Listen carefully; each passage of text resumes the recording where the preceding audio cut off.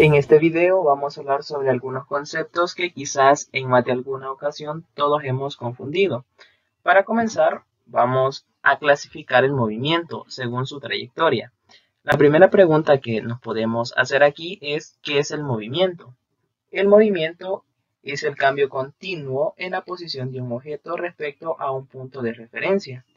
Y otra pregunta que puede ser fundamental es ¿qué es la trayectoria? La trayectoria es la secuencia de puntos recorridos por un cuerpo. Dicho esto, podemos pasar a la clasificación. En la clasificación tenemos los siguientes: movimiento rectilíneo. Su trayectoria describe una línea recta. El movimiento curvilíneo si su trayectoria es una curva. Movimiento circular si describe una circunferencia. Movimiento parabólico si describe una parábola. Movimiento elíptico cuando su trayectoria es una elipse. Y movimiento irregular si la trayectoria es una combinación de rectas y curvas. Distancia y desplazamiento. Para aclarar esto tenemos los siguientes conceptos. La distancia es una longitud total de la trayectoria realizada por un objeto. Aquí, con respecto a la distancia, tomemos en cuenta que la distancia se expresa en unidades de longitud, o sea, en metros, y que es la trayectoria realizada por un objeto entre dos puntos. O sea que, en pocas palabras, la distancia es el espacio que hay entre dos cosas. Por otro lado, tenemos el desplazamiento. El desplazamiento es el cambio de posición o la distancia que existe entre la posición final e inicial.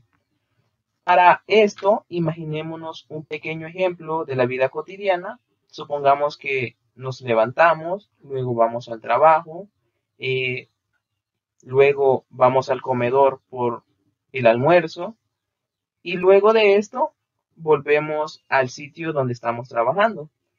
Por la tarde podemos regresar a la casa, vamos a la tienda, damos un recorrido por la casa y luego de todo esto volvemos a la cama o al lugar donde nos levantamos.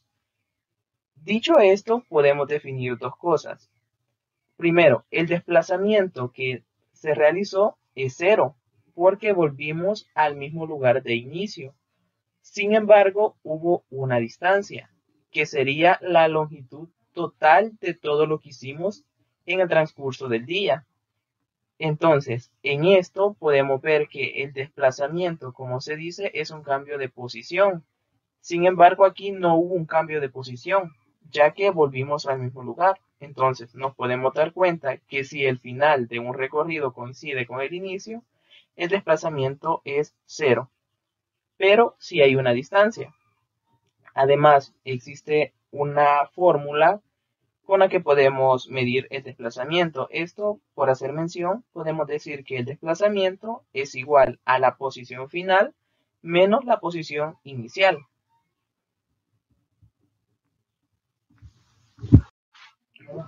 Magnitud vectorial o vector. Para definir esto, tenemos el siguiente concepto.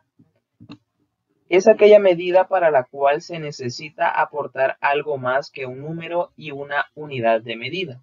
Pero ¿por qué necesitamos aportar algo más?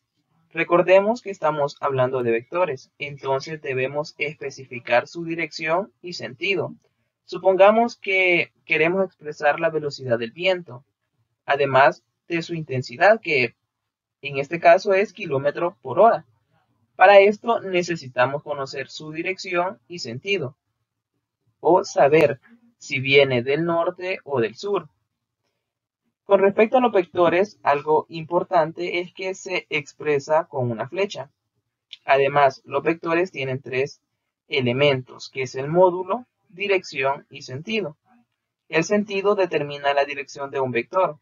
La orientación nos dice a qué ángulo se encuentra el vector. Otra cosa que el sentido, si lo queremos ver de esta forma, nos indica hacia dónde está apuntando. Algunas magnitudes vectoriales que podemos mencionar es la velocidad, el desplazamiento, la fuerza o la aceleración. Existe una diferencia entre vector y escalar, ya que el escalar solo presenta magnitud, mientras que el vector tiene magnitud dirección específica. Otra cosa con los vectores es que podemos hacer suma y resta de ellos.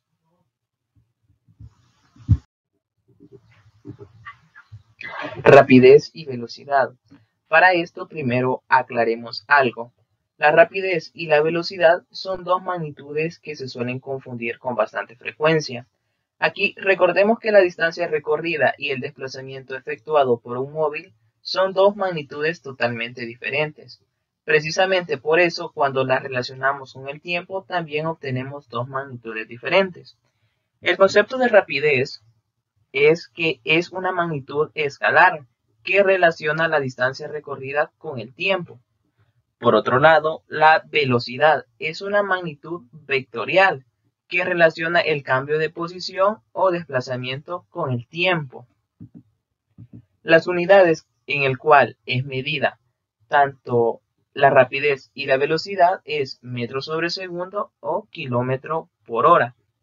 Un ejemplo de la vida cotidiana que nos sirve para identificar la rapidez y la velocidad es, imaginemos, supongamos que un automóvil se mueve por la carretera con una rapidez de 70 kilómetros por hora.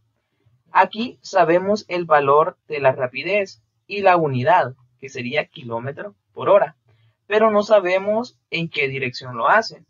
Entonces, es aquí donde entra la velocidad, ya que la velocidad nos indica si se mueve hacia la izquierda o hacia la derecha. Entonces, en este pequeño ejemplo podemos identificar tanto la rapidez y la velocidad. La aceleración. ¿Cómo podemos definir la aceleración en palabras sencillas? Es una magnitud vectorial y que nos indica la variación de velocidad por unidad de tiempo. La unidad en la que es medida la aceleración es metro sobre segundo al cuadrado. Algo importante de la aceleración es que cuando la aceleración es hacia la derecha, será positiva. Y si es hacia la izquierda, será negativa. También puede haber aceleración de arriba o hacia abajo. Aquí, resumiendo todo lo que hemos hablado anteriormente, sabemos que el movimiento, como lo mencioné al principio, es el cambio continuo en la posición de un objeto respecto a un punto de referencia. La posición es la ubicación de un cuerpo respecto a un sistema de referencia, mientras que la trayectoria es la secuencia de puntos recorridos por un cuerpo y el desplazamiento es la distancia en línea recta recorrida por un cuerpo. Con respecto a los vectores, recordemos que siempre va a estar expresado con una flecha. Y con respecto a la aceleración, debemos manejar el concepto que es una magnitud vectorial porque debemos saber si lo hace hacia la izquierda o hacia la derecha. Bien, esto ha sido todo por el video. Espero que les haya servido de ayuda y nos vemos en la próxima.